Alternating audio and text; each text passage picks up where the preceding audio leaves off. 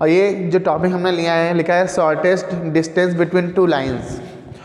वास्तविकता में ये क्वेश्चन गारंटी है इस बार एग्जाम में 12 में सीबीएसई बोर्ड या यूपी बोर्ड में आएगा ही। और काफ़ी बच्चों को प्रॉब्लम ही हो जाती है जब जैसे देखते हैं क्वेश्चन में shortest distance between two lines लिखा होता है।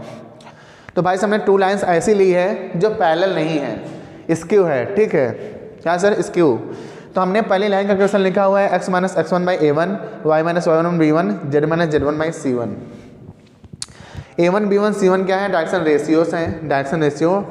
a2 b2 c2 भी डायरेक्शन रेशियो हैं, ठीक है। अच्छा, तो हम लोग शॉर्ट एंड डिस्टेंस ऐसे लाइन के क्वेश्चन का कैसे निकालेंगे? पहले हम कार्टेशियन फॉर्म समझ लेते हैं।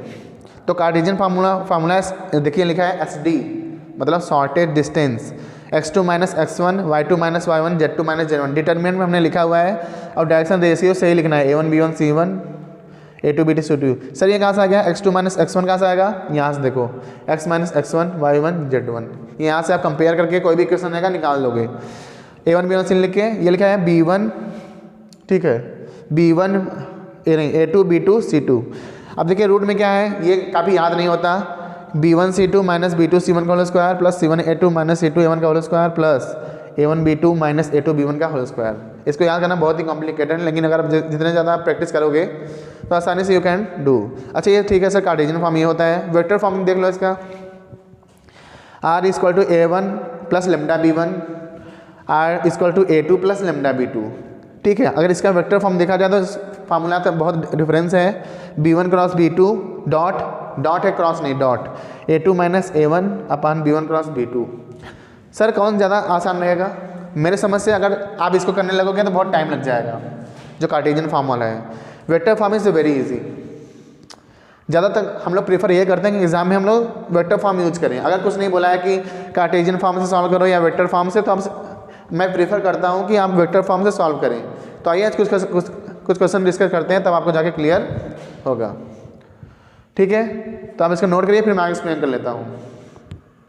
तो देखिए यहाँ हमने क्वेश्चन लिखा हुआ है find shortage distance between the lines. तो पहला काम ये करेंगे कि हमने यहाँ दो लाइन लिखा हुआ है, तो पहले हम जो कार्टेशियन फॉर्म से वो आपको मैं बताता हूँ कैसे सॉल्व किया जाता है।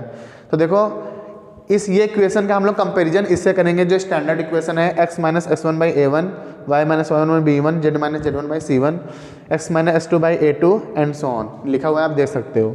तो कंपेयर करो तो x1 की वैल्यू यहाँ से क्या आएगी? -1, क्योंकि यहाँ +1 है तो यहाँ क्या लिखोगे? -1। इसी तरह y1 की माइनस y1 है, जबकि यहाँ +1 है, इसका मतलब y1 की वैल्यू क्या आ जाएगी? -1। z1 equal to -1। इसी तरह दूसरे इक्वेशन का इससे कंपेयर करोगे तो x2 कितना आ जाएगा? 3, y2 आ जाएगा 5 और z2 आ जाएगा 7, क्योंकि यहाँ देखो माइनस माइनस है तो इससे कंपेयर करने में कोई दिक्कत नहीं हो रही है। अच्छा ये अब क्या करेंगे सर? ये a1 है, ये b1 है, ये c1 है, यहाँ लिख लिया हूँ। ये a2 है, b2 है और ये c2 है, कोई खास बात नहीं है। अब क्या करोगे सर? तो हमने फार्मूला पढ़ा था, ये डिटरमिनेंट में होता है x2 minus x1 y2 minus y1 z2 minus z1 a1 b1 c1 a2 b2। तो यहाँ देखो वैल्यू पुट करके इसमें हमने ये फाइंड किया 4 6 8 7 माइनस 6 1 1 माइनस 2 1। ये कैसे आया अभी समझ सकते हो। 3 माइनस 1, तो 3 में से -1 जाएगा तो माइनस माइनस प्लस हो जाएगा, 3 + 1 4 आ जाएगा, तो 4 आ गया, ऐसे लिखा हमने।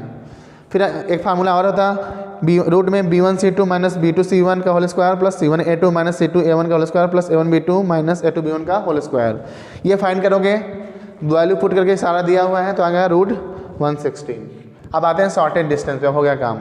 तो फार्मूला आता है ये अपॉन दिस, ये डिटरमिनेंट अपॉन दिस होता है।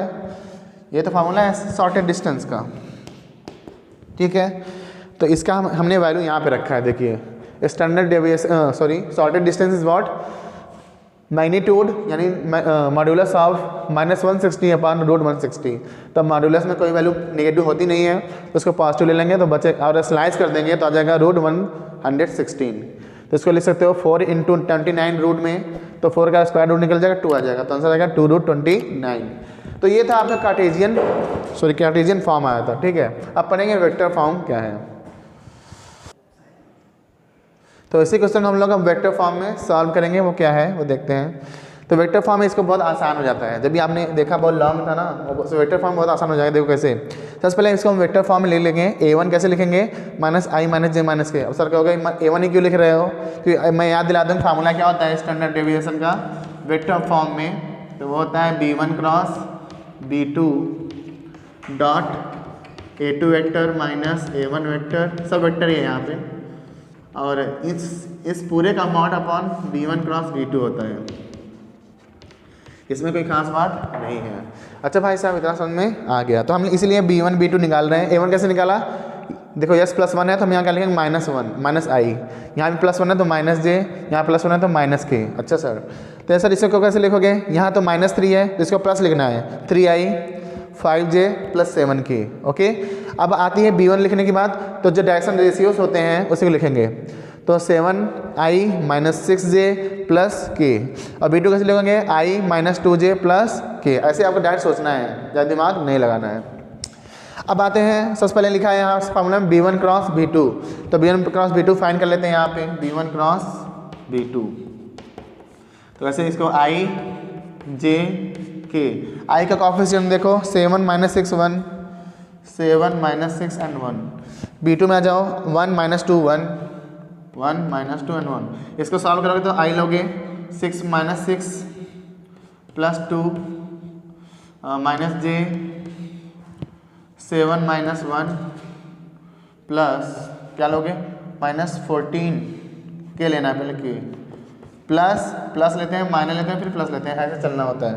तो प्लस माइनस प्लस आ गया के, तो माइनस ये गायब, ये -14 + 6।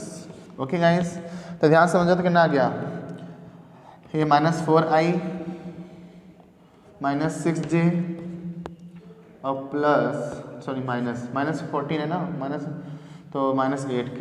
ये आप क्या आ गया, B1 क्रॉस B2। लेकिन यहाँ मैग्नीट्यूड भी लगा हुआ है तो इसका मैग्नीट्यूड भी निकाल लेते हैं, B1 क्रॉस B2 का मॉड। अच्छा, इसका B1 क्रॉस B2 का अगर मॉड करोगे, मैग्नीट्यूड फाइंड करोगे, तो भाई साहब रूट में करोगे -4 का स्क्वायर प्लस -6 का स्क्वायर प्लस -8 का whole square. This means that this is nothing but 16 plus 36 and 64। तो ओवरऑल ऐड कर दोगे आ जाएगा 116। तो कितना आ गया, 116 आ गया। अब ध्यान समझो, तो हम लोग फाइंड कर चुके हैं, मुझे सब पता है, B1 क्रॉस B2 भी पता है, A2 - A1 निकालना है। अच्छा, A2 - A1 कर लेते हैं, 3i - i तो +4i हो जाएगा, ये 6j हो जाएगा और ये 8k हो जाएगा। तो ये अब वैल्यू पुट करते हैं, B1 क्रॉस B2 की वैल्यू लिख देता हूँ, कितना आया भाई साहब, B1 क्रॉस B2 ये -4i -6j और क्या है यार, -8k का डॉट। ओके, इसमें कोई ख़ास बात नहीं है।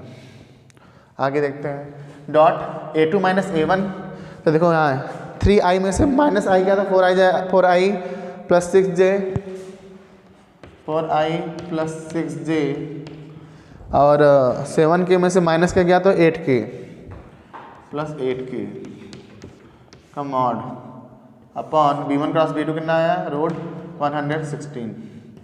तब इसका डॉट निकालोगे तो 4 4 जा 16 -16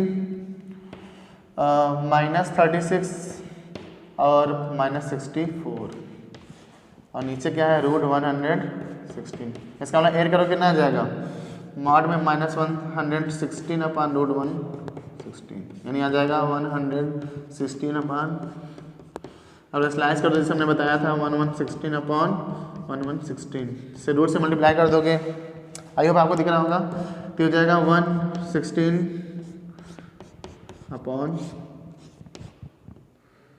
ये रूट कट जाएगा तो बचेगा 116, ये कट गया, क्या गया जब रूट 116। इसका मतलब इसको ले सकते हो आप 4 × 29।